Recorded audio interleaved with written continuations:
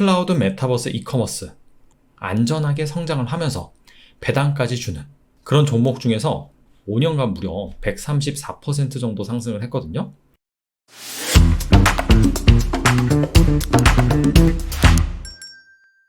클라우드 메타버스 이커머스, 투자 관점에서 최소 5년은 두고 볼만한 유망한 분야입니다. 기업으로 치자면 우리나라에선 네이버, 카카오, 반도체로 좀 확장을 해본다면 삼성전자, SK하이닉스가 관련주다라고 볼 수가 있고요. 미국 기업으로 보자면은 엔비디아, 구글, 아마존, 마이크로소프트, 페이스북 수도 없이 많습니다. 근데 이런 기업들 말고 이런 기업들의 뒷단에서 고객사로 삼고 안전하게 성장하는 주식이 있습니다. 바로 리츠입니다. 그래서 오늘은 클라우드 메타버스 이커머스, 성장이 기대되는 이런 분야에서 안전하게 성장을 하면서 배당까지 주는 그런 종목 중에서 마침 9월이 배당 기준일이라서 지금 사면 바로 9월에 배당을 받을 수 있는 그런 주식에 대해서 대표적인 3가지를 알아보도록 하겠습니다. 첫 번째 종목은요, 바로 크라운 캐슬이라는 종목입니다. 이 크라운 캐슬 같은 경우에는 티커명이 CCI입니다. 주당 배당금은 1.33달러고요. 분기 배당금 기준입니다.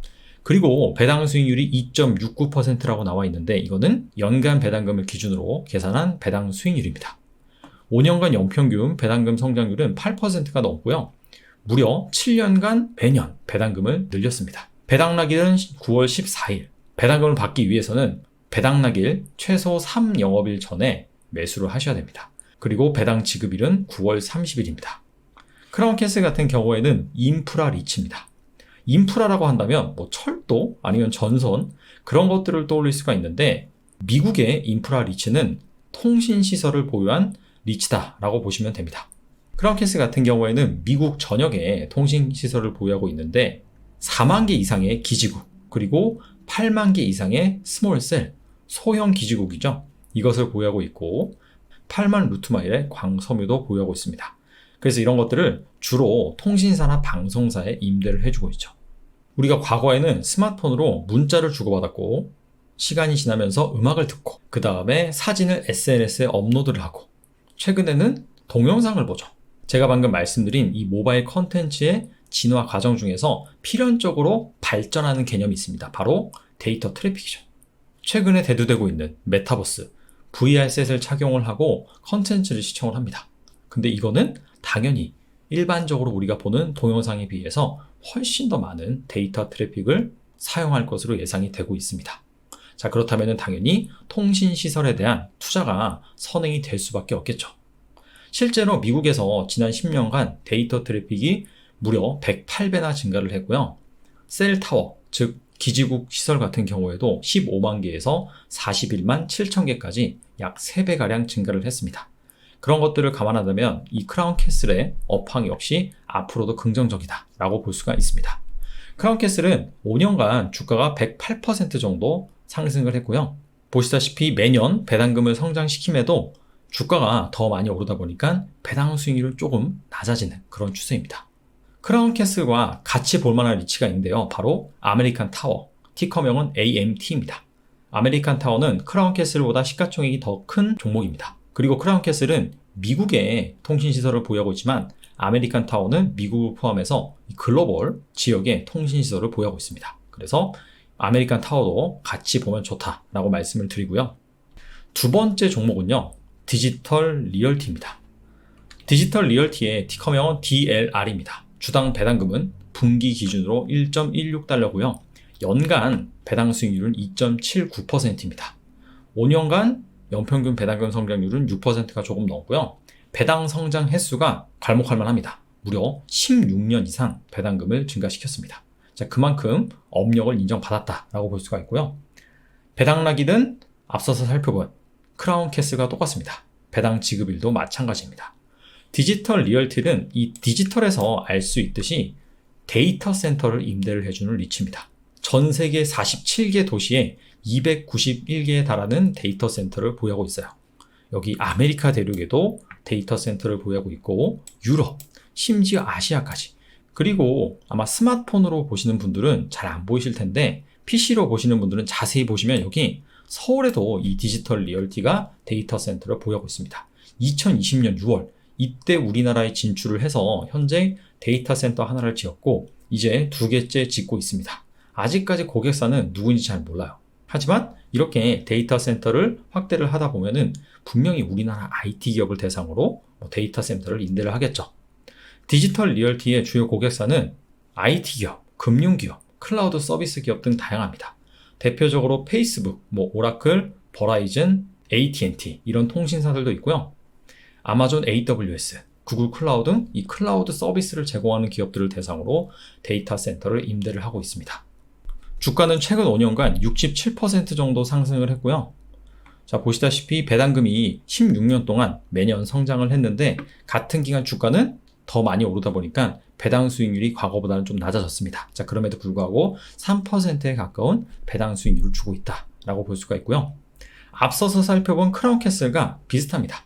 메타버스, 클라우드 이런 서비스가 활성화가 되면 당연히 이 데이터를 많이 사용을 하게 되고 그러다 보니까 이 서비스를 제공하는 기업 입장에서는 클라우드라든지 이 수많은 데이터 트래픽을 처리하기 위한 데이터 센터에 대한 투자가 커질 수밖에 없습니다. 근데 이거를 직접 지을 수도 있지만 그렇게 된다면 고정비가 많이 되겠죠. 자, 그래서 이렇게 데이터 센터를 가지고 있는 그런 리치들로부터 임대를 늘리는 그런 추세입니다. 그런 것들을 감안해 봤을 때 이 디지털 리얼티의 업황 역시 장기적으로 양호할 것으로 예상이 된다라고 볼 수가 있겠죠. 디지털 리얼티와 같이 볼 만한 종목이 있습니다. 바로 EQIX, 에키닉스입니다. 아마 에키닉스는 다 아실 거예요. 에키닉스가 가장 큰 데이터 센터 리치고 그 다음으로 디지털 리얼티가 있습니다. 자, 마지막 종목은요. 바로 엑스트라 스페이스 스토리지라는 리치입니다. 이름이 참 기네요. 티커명은 EXR입니다. 주당 배당금은 1.25달러고요. 연간 기준 배당 수익률은 2.63%입니다. 공교롭게도 오늘 소개해드리는 세 종목이 배당 수익률이 거의 비슷해요. 이 종목을 가지고 포트를 꾸리면 거의 비슷한 배당금을 매 분기마다 받을 수가 있습니다. 연평균 배당금 성장률은 8%, 배당 성장 횟수는 11년입니다. 10년이 넘어요. 그리고 배당락일, 배당 지급일은 앞서 살펴본 크라운캐슬, 디지털 리얼티와 같습니다. 엑스트라 스페이스 스토리지는 셀프 스토리지 리치예요. 자, 스토리지가 저장 공간, 창고 이런 뜻이죠. 근데 셀프 스토리지입니다. 즉 옷, 취미, 계절용품 등 개인이나 자영업자가 당장 필요하지 않은 물건들을 보관하는 그런 곳을 바로 셀프 스토리지라고 합니다. 물류센터랑 다른 겁니다. 물류센터는 주로 전자상거래 기업이 물건을 팔기 위한 재고를 저장해 놓는 그런 것들을 물류센터라고 하죠. 하지만 셀프 스토리지 같은 경우에는 개인이나 자영업자가 이렇게 물건을 보관해 놓는 그런 창고 개념이다 라고 보시면 됩니다. 이 엑스트라 스페이스 스토리지가 주가 상승률이 어마어마합니다. 5년간 무려 134% 정도 상승을 했거든요. 그만큼 업황이 좋다라고 볼 수 있는 대목이고요. 그러다 보니까 배당금 성장률도 오늘 소개해드린 세 종목 중에서 가장 높은 편입니다. 엑스트라 스페이스 스토리지는 미국 전역에 1969개에 달하는 부동산을 현재 보유하고 있습니다. 자, 그만큼의 셀프 스토리지를 가지고 있다라고 볼 수가 있겠죠. 아니 근데 왜 이렇게 셀프 스토리지 수요가 늘고 있냐? 크게 두 가지를 들 수가 있습니다. 첫 번째, 인구 밀집도가 주요 도시를 중심으로 높아지고 있습니다. 그리고 홈 다운사이징 현상이 발생을 하고 있는데요. 인구 밀집도가 높아지고 있다라는 것 자체는 이사를 많이 한다는 겁니다. 주요 도시로. 우리가 이사를 하다 보면 항상 짐이 많아요. 그리고 버릴 것도 많이 생기고 보관할 그런 물건도 많이 생깁니다. 그런 것들을 셀프 스토리지에 저장한다라고 볼 수가 있고요. 그리고 홈 다운사이징, 즉 집이 점점 작아지다 보니까 실용적인 공간을 추구하다 보니까 남는 그런 짐들을 스토리지에 보관하는 그런 수요가 늘고 있습니다. 두 번째가 중요한데요. 개인이 전자상거래 판매자로 참여하는 그런 수요가 늘고 있습니다. 아마존에서 개인이 판매자로 등록을 하고 물건을 파는 것이죠. 우리나라로 친다면 네이버 스마트스토어 이런 것들을 들 수가 있죠. 이 판매자로서 재고를 축적을 해야 됩니다. 그러다 보니까 셀프 스토리지 수요가 같이 확대가 되고 있는 그런 상황입니다. 자, 그래서 엑스트라 스페이스 스토리지와 함께 볼만한 종목이 또 있습니다. 바로 퍼블릭 스토리지입니다. 티커명은 PSA입니다. 이 종목이 엑스트라 스페이스 스토리지보다 조금 더 큽니다. 그래서 이 종목 역시 같이 보시면 좋을 거라고 생각이 됩니다. 오늘 메타버스, 클라우드, 이커머스 이런 산업이 성장을 하면 뒷단에서 안정적으로 꾸준히 성장을 하면서 배당까지 줄 수 있는 그러한 미국 리츠에 대해서 알아봤는데요. 관심이 있으시다면 좀 더 꼼꼼히 점검을 해보시고, 리츠는 개별 종목처럼 주가가 막 드라마틱하게 상승하는 그런 투자 대상은 아닙니다. 반면에 좀 안정적으로 배당도 꾸준히 받으면서 투자할 수 있는 대상입니다. 그래서 이러한 속성을 잘 알고 여러분들이 투자를 하셨으면 좋겠고요. 오늘 소개해드린 종목들 홈페이지를 방문을 해보시면 이 투자자를 대상으로 제공해주는 정보가 상당히 깔끔합니다. 그래서 실제 한번 투자를 해보신다면 홈페이지를 방문해 보셔서 다양한 정보를 검토해 보신 다음에 결정을 하셨으면 좋겠습니다. 오늘은 여기까지 하겠습니다. 감사합니다.